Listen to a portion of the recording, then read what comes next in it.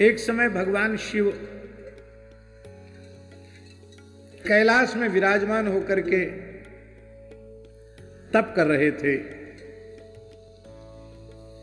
और उसी समय आकाश में, जहां शिव जी तप कर रहे हैं कैलाश में, ठीक उसके ऊपरी भाग में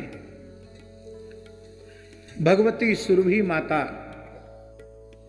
अपने बछड़े को दूध पिला रही थी और बछड़ा खूब आनंद पूर्वक दुग्धपान कर रहा था। आपने देखा होगा गैया जब प्रेम से पिन्हा जाती है वात्सल्य के कारण और दुग्ध पिलाती है और बछड़ा सिर ऐन में लगा लगा कर दूध पीता है, वो झांकी देखने योग्य होती है। उसमें गाय के दूध का फेन बछड़े के मुख से गिरता है और नीचे भी टपकता है, देखा होगा आपने। तो वात्सल्यमयी सुरभि गाय के दुग्ध का फेन जो बछड़ा पी रहा था, वो दूध का फेन भगवान शिव के ऊपर गिरा।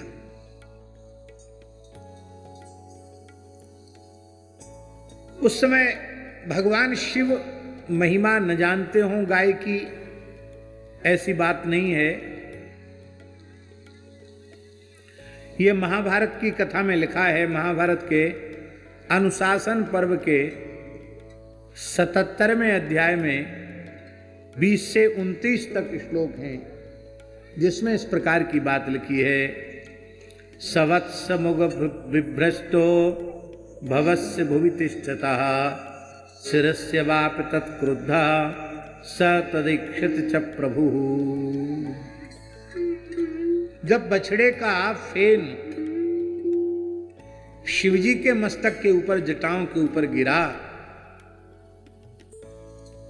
तो शिवजी को थोड़ा क्रोध हुआ और शिवजी ने क्रोध पूर्वक गायों को देखा। उसमें उनकी ललाट से जो तीसरा नेत्र खुला और उससे जो अग्नि प्रकट हुई, वह अग्नि गायों के निकट पहुंची। लेकिन सुरभि माता को और शिवजी को मिलकर गायों के महात्म्य को सारे संसार के सामने उजागर करना था, इसलिए ये लीला हुई।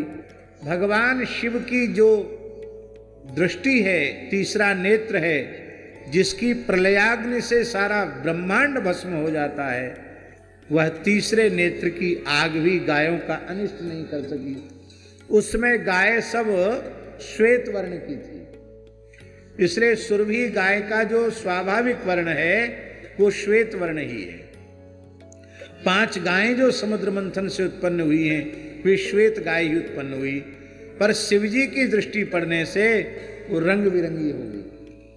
वो शिवजी का तीसरा नेत्र पड़ने से कोई गाय नीली हो गई, कोई काली हो गई, कोई चितकबरी हो गई, कोई गहरी लाल हो गई। इस प्रकार से रंग बिरंगी गाय हो गई। और उस समय ब्रह्मा जी ने प्रकट होकर के कहा, हे भगवान शिव, आप क्रोध न करें, आप गायों की स्तुति करें। गायों का बछड़े जो दूध पीते हैं वो कभी जूठा नहीं माना जाता है। आपका अमृत से अभिषेक हुआ है। बछड़े के मुख से जो गाय के दूध का फेन गिरा है, इससे आपका अमृताभिषेक हुआ है। ऐसा मान करके आप अपने मन में अनुभव करें।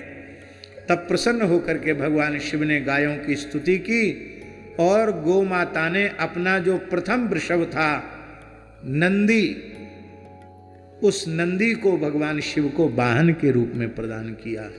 भगवान शंकर ने कहा, आज से हमारे झंडे के ऊपर, ध्वजा के ऊपर वृषभ का चिन्ह होगा और मैं वृषभध्वज नाम से ही पूजित होऊंगा।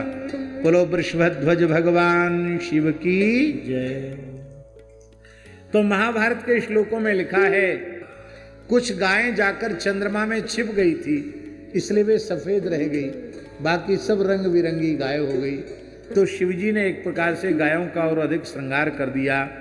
भगवान ब्रह्मा जी प्रकट हुए और अथ क्रुद्धा महादेवम प्रजापतिर्वासित, ब्रह्मा जी ने आकर के कहा, अमृतेनाभिषिक्तस्त्वं नोच्छिष्टम विद्यते गवाम। गायों के जूठे को जूठा नहीं माना जाता है, आपका अमृताभिषेक हो गया। जैसे अमृत चंद्रमा में है, वही चंद्रमा का अमृत गायों के दूध में है, इसलिए गायों के दूध को अमृत कहा गया। रोहिण्योमृत संभवम न दुष्यत्यनिलो नाग्निर न सुवर्णम न चोदधि वृषभम च दधु तस्मै स गोभि प्रजापति। ब्रह्मा जी ने कहा अग्नि कभी अपवित्र नहीं होता है, वायु ही अपवित्र नहीं होता है। अपवित्र क्षेत्र में जाने से वायु में दुर्गंध आ जाती है, न वायु में सुगंध है न दुर्गंध है। अग्नि तो अग्नि ही है, चिता में जलाने वाली अग्नि भी अग्नि है, और जिसमें आहुति देते वह भी अग्नि है, अत्यंत पवित्र है। अग्नि तेन ऐसा नहीं है कि चिता जलाने वाली इसलिए अशुद्ध है, ऐसा अग्नि में आरोप नहीं किया जाता है। स्वर्ण में दोष नहीं रखा विचार किया जाता है, समुद्र में दोष का विचार नहीं किया जाता है, अग्नि में और वायु में भी दोष का विचार नहीं किया जाता। इसी प्रकार से गाय भी सब प्रकार से निर्दोष हैं, इनमें किसी प्रकार का दोष नहीं है। गायों ने भगवान शिव को वृषभ का दान किया, भगवान शंकर ने वृषभ को स्वीकार किया, और वृषभ के रूप में स्वयं शिव जी ही हैं, क्योंकि शिव तत्व को धारण करने वाला शिव तत्व ही हो सकता है, दूसरा कोई शिव जी को धारण नहीं कर सकता। भगवान शंकर का नाम वृषभध्वज हो गया। ईश्वरस्य गवाम मध्ये वृषभांक प्रकीर्तितः, तब सब लोगों के मध्य में भगवान शंकर का नाम वृषभांक हुआ। बोलो वृषभांक भगवान शिव की जय।